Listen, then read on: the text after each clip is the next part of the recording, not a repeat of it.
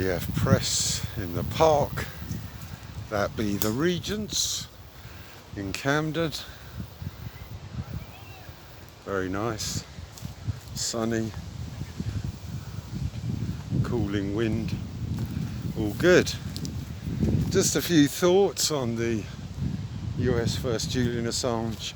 case management hearing on Monday. Trying to make sense of it, and obviously the superseding requests from the American prosecution have not appeared as of yet, to much consternation in court, and despite Judge Barr's warning to the defence that this issue could not be addressed as it was not before the court, which didn't stop QC Fitzgerald for the defence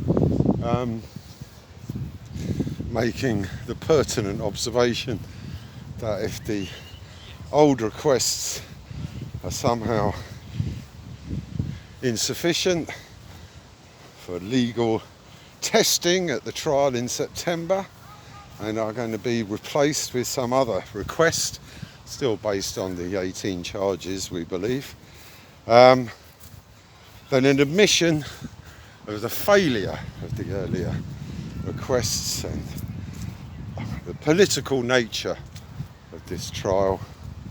evidenced not only by the words of the Attorney General William Barr, but by Donald J. Trump himself on the Twitter sphere, blaming it all as some kind of democratic plot, I believe. Well, looking down from the heights of a few days later, the obvious point is the lack of preparedness and the insecurity of the American prosecutors in the case that they currently have, and the desperation not only of the American team on this case, but the CPS QCs Smith and the lead QC Lewis, who is not currently available for the actual hearings, but for the trial itself, are backpedaling furiously, and they are desperate to have some out that leaves a modest amount of British justice intact without disappointing their American overlords. Well, got a message for Donald J. Trump, William Barr, Alexander Boris the Piffle Johnson and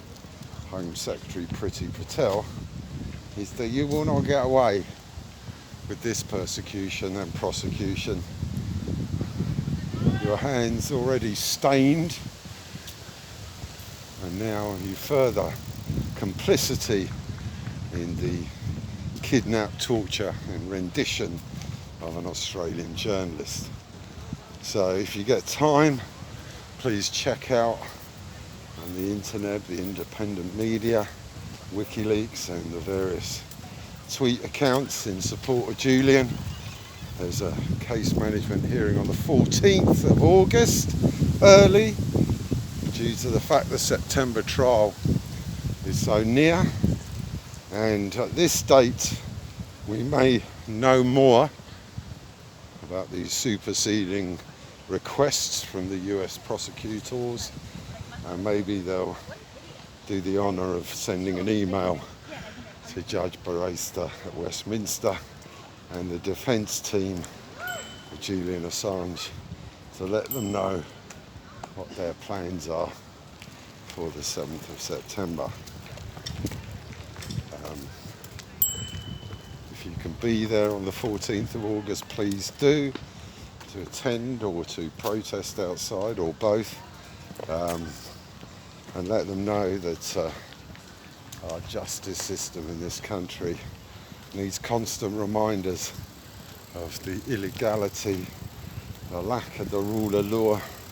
and ignorance of human rights international treaty and the due process that all detainees on extradition cases have their rights, their access to their lawyers, papers, etc. respected, and the continuation of this show trial can only be to the detriment of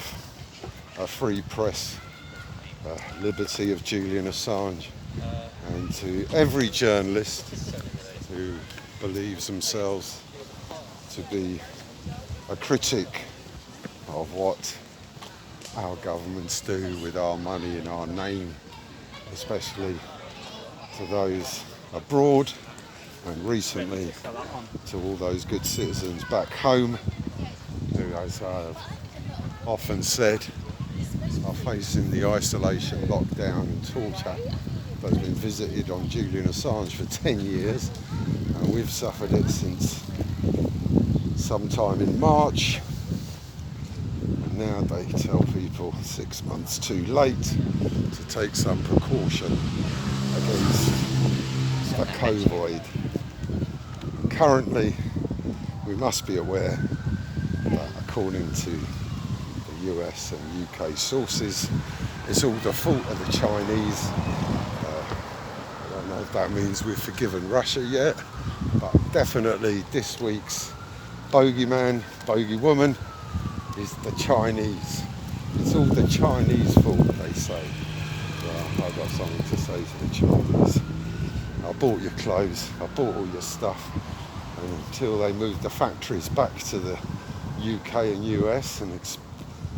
bring back those jobs that they have exported, then I might have some consideration for what else the Chinese get up to. EF Press in the park.